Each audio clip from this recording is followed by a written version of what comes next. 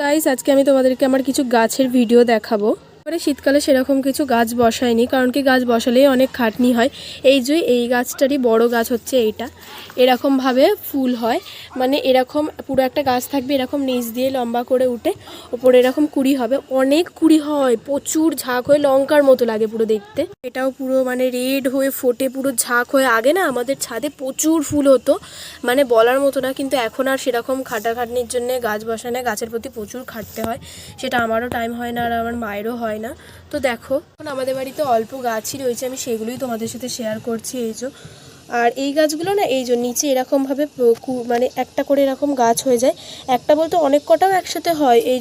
দেখো পড়ে গেল, এটা পড়ে গেলে এখন যদি এটা আমি কোনো মাটিতে ফেলে দিই, পুরো এমনিই গাছ হয়ে যাবে, জলও দিতে লাগবে না, এই গাছটা কোনো যত্নই লাগে না। তাই আমার এই গাছটা খুব ভালো লাগে দেখতে, আর ফুল ফুটলে না আরও ভালো লাগে। আমি ফুল ফুটলে তোমাদেরকে সেটা আমি দেখাবো অবশ্যই। দেখো এই গাছটার নাম আমি ঠিক জানি না, কিন্তু খুব ভালো লাগে দেখতে।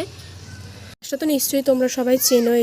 আমার এর ফুলটা খুব ভালো লাগে, ফুলটা ফুটলে আমি তোমাদেরকে একদিন ভিডিও করে আবার দেখাবো। আর এটা হচ্ছে বাঁশ গাছের মতো, এই পার্পেলভাবে হয়, অনেক ঝাঁক হয়েছিল, আবার সব হয়ে গেছে, আবার বসাবো, কেটে কেটে বসালে এগুলো অনেক ঝাঁক হয়ে যায়, খুব ভালো লাগে দেখতে। এই গাছটা আমি টপ শুদ্ধ কিনেছিলাম, এইখান থেকে কত হয়েছে দেখো, এখানে হয়েছে, তারপর এখানে হয়েছে, অনেক হয়েছে। আর এইগুলো ওই গাছটাও যেমন ফেলে দিলে হয়ে যায়, এই পাথরকুচি যেটা ফোটে লাল কালারের, এটাও তুমি পাতা নিয়ে জাস্ট মাটিতে ফেলে দেবে, তাও হয়ে যাবে।